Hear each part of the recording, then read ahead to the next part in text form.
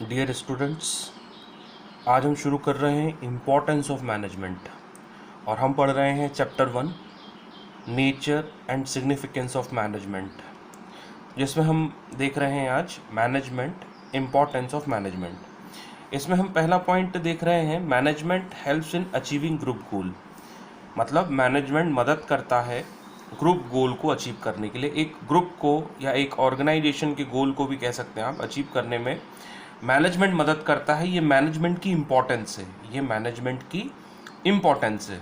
Management is required for achieving the goals of the organisation as this point says, जैसा ये point कह रहा है। अब क्या करता है ये? It brings together the physical, financial and human resources. तो मैनेजमेंट की मदद से फिजिकल, फाइनेंशियल और ह्यूमन रिसोर्स साथ में आते हैं। फिजिकल रिसोर्स हम अच्छी तरह से जानते हैं, जैसे मशीनरी हो गया, लैंड हो गया, बिल्डिंग हो गया, these all comes under the physical resources, raw material etcetera. Financial resources यानी कि फंड, पैसे की बात हो रही है यहाँ। पैसा हर एक ऑर्गेनाइजेशन को रन करने के लिए फंड की रिक्वायरमेंट होती है। It act as a life blood. तो पैसा रिसोर्स है ना, physical resource, financial resource. Financial resource में फंड, फिजिकल रिसोर्स में land, building, raw material, machineries etcetera, and human resource में human beings, manager, worker etcetera, ये सब साथ में आते हैं और एक कॉमन डायरेक्शन में common direction provides common direction to the effort of each individual. हर एक व्यक्ति का, हर एक ऑर्गेनाइजेशन के सदस्य का जो एफर्ट है, जो भी वो काम कर रहा है, उन सब के एफर्ट्स को एक कॉमन डायरेक्शन में की तरफ बढ़ाता है। जैसे अगर स्कूल में देखें तो स्कूल का एक ही ऑब्जेक्टिव है, बच्चों का अच्छा रिजल्ट प्रोड्यूस करना, बच्चों का अच्छा रिजल्ट बनाना। इसके लिए सभी लोग काम कर रहे हैं। बैक ऑफिस टीम काम कर रही है, एडमिनिस्ट्रेटिव टीम काम कर रही है, टीचर्स काम कर रहे हैं, ड्राइवर, कंडक्टर भैया भी अपना काम कर रहे हैं, दीदियाँ जो है हमारी स्कूल में वो सब काम कर रही हैं। उन सब का एक ही ऑब्जेक्टिव है कि स्कूल में बच्चों का एक अच्छा रिजल्ट प्रोड्यूस हो। इसलिए नहीं कि स्कूल बहुत कमाई करे, because school is a not for profit organisation. Non profit organisation में आते हैं स्कूल, कॉलेज, हॉस्पिटल्स। ये अपना टर्नओवर नहीं शो करते, ये सोशल सर्विस प्रोवाइड कर रहे हैं। तो इनका एक ही ऑब्जेक्टिव है कि हम स्कूल का अच्छा रिजल्ट प्रोड्यूस करें, जिससे स्कूल के साथ, बच्चों के साथ साथ स्कूल का भी नाम रोशन हो, कह सकते हैं, स्कूल को भी एक अच्छी गुडविल मिले। तो ये होता है मैनेजमेंट का पहला ऑब्जेक्टिव, पहला इंपॉर्टेंस है मैनेजमेंट का। Management helps in achieving group goal. अगला पॉइंट आ रहा है हमारा, management increases efficiency. Management increase करता है एफिशिएंसी को। कैसे करता है? Management helps in reducing cost and increasing productivity through functions of management. अब फंक्शंस ऑफ मैनेजमेंट क्या है वो हम अच्छी तरह से जानते हैं। Planning, organising, staffing, directing, controlling. मैंने इसलिए नहीं मेंशन किया है क्योंकि हम पढ़ चुके हैं, बार बार पढ़ रहे हैं, आप लोगों को याद होना चाहिए, याद हो जाना चाहिए। फंक्शंस ऑफ मैनेजमेंट यानी planning, organising, staffing, directing, controlling.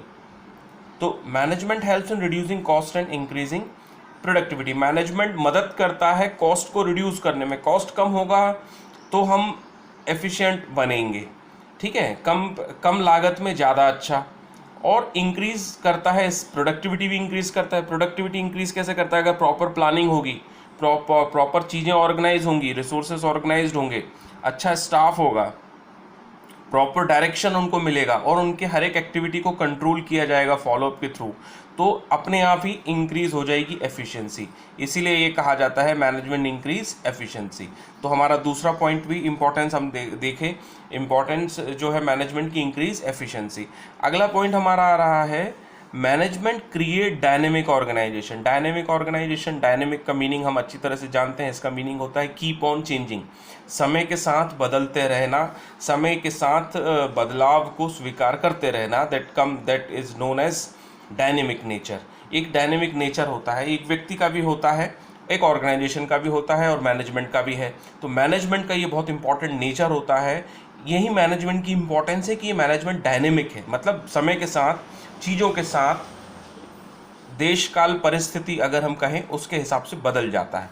तो कैसे? An organisation work under a changing environment. अब एनवायरनमेंट हमें पता है, पॉलिटिकल, सोशल, ये हमारे एक्सटर्नल फोर्सेस हैं जो इम्पैक्ट डालते हैं, ठीक है, चेंजेस, और उनके हिसाब से चेंज होता है।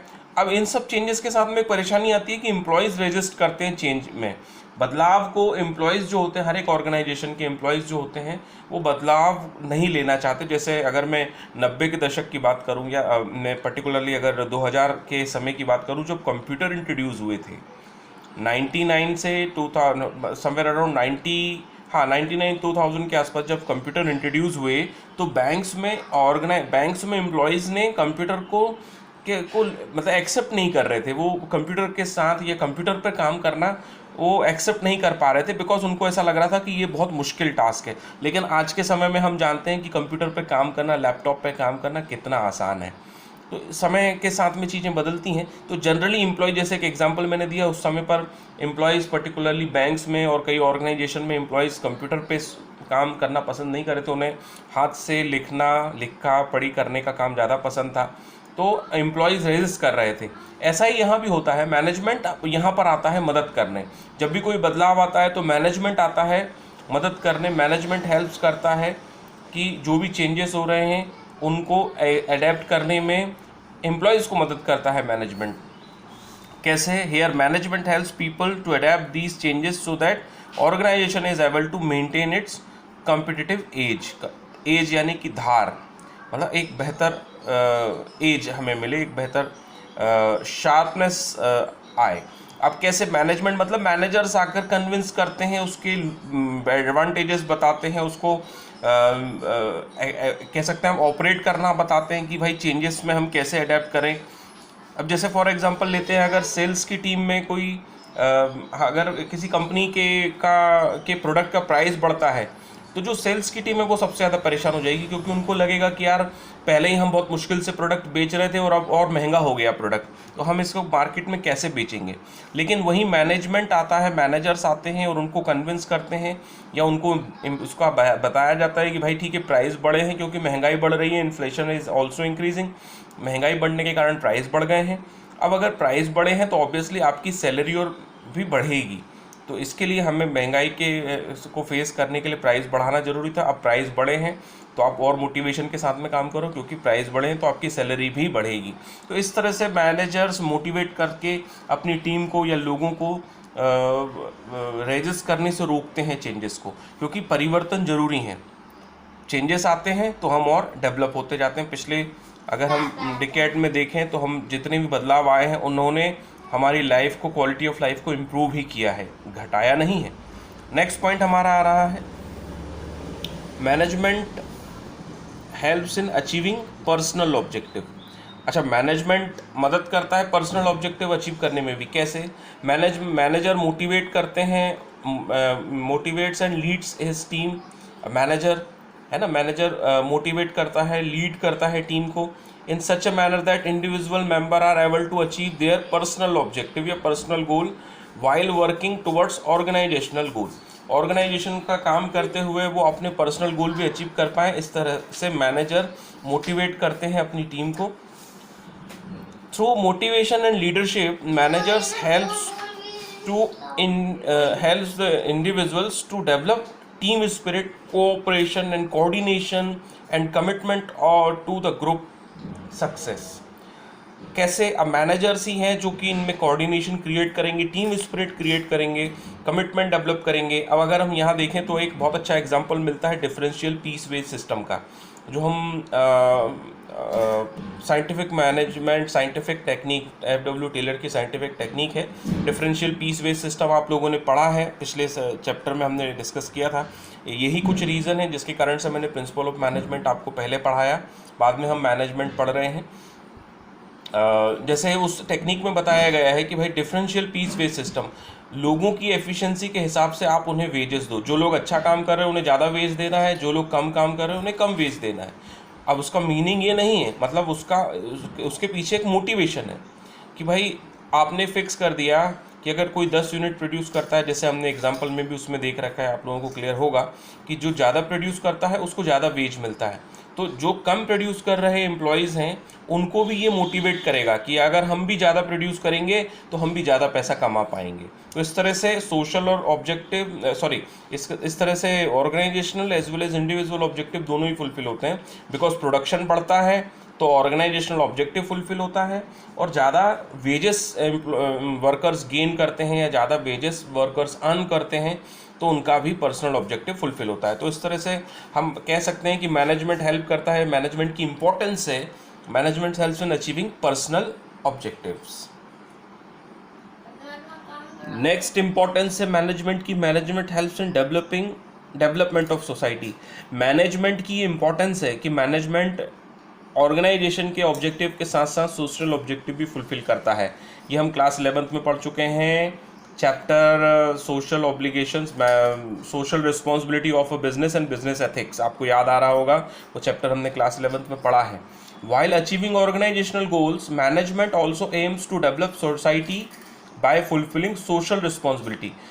हम पहले उस चैप्टर में हम क्लास 11th में पढ़ चुके हैं कि मैं एक ऑर्गेनाइजेशन की डिफरेंट ग्रुप्स की तरफ, डिफरेंट ग्रुप ऑफ सोसाइटी की तरफ कह लीजिए उनकी रिस्पॉन्सिबिलिटीज़ होती हैं, जैसे एम्प्लॉयज़ की तरफ, कस्टमर्स की तरफ, शेयर होल्डर्स की तरफ, आपको याद आ रहा होगा, कम्युनिटी की तरफ। तो यहाँ पर हम उसी के बारे में बात कर रहे हैं। तो मैनेजमेंट जो है वो डेवलप करता है सोसाइटी को। कैसे मैनेजमेंट अपने सोसाइटी की को भी सोसाइटी की तरफ जो उसकी रिस्पॉन्सिबिलिटीज़ हैं वो फुलफ़िल करता है।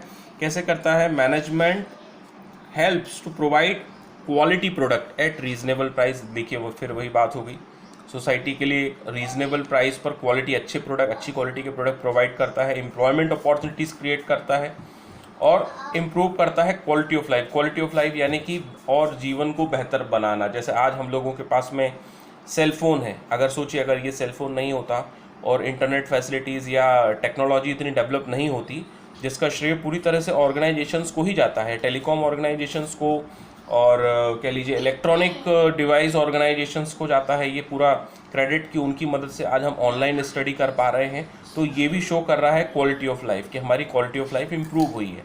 अगर मानकर चलिए ये नहीं होती, ये फैसिलिटी अगर आज डेवलप नहीं होती तो हम लोग आज बहुत मुश्किल में होते, क्योंकि हम टीचर और स्टूडेंट्स एक दूसरे से कांटेक्ट नहीं कर पाते, या एक दूसरे को अपनी समझ रहे हैं आप, एक दूसरे से अपनी प्रॉब्लम्स या एक दूसरे के लिए हम कुछ कर नहीं पाते टेक्निकली। तो with the help of these types of organisation हमारी क्वालिटी ऑफ लाइफ इंप्रूव हुई है। तो यही ऑर्गेनाइजेशन का ऑब्जेक्टिव होता है कि ऑर्गेनाइजेशनल ऑब्जेक्टिव फुलफिल करने के साथ साथ सोशल ऑब्जेक्टिव या सोशल रिस्पॉन्सिबिलिटीज़ भी वो फुलफिल करे। तो मैनेजमेंट की मदद से, या मैनेजमेंट की यह इंपॉर्टेंस है कि मैनेजमेंट हेल्प करता है डेवलपमेंट करने में, सोसाइटी के डेवलपमेंट में मैनेजमेंट हमें मदद करता है। अगला टॉपिक आ रहा है हमारा नेचर ऑफ मैनेजमेंट। मैं इसे आपको अगली वीडियो में बताने वाला हूँ।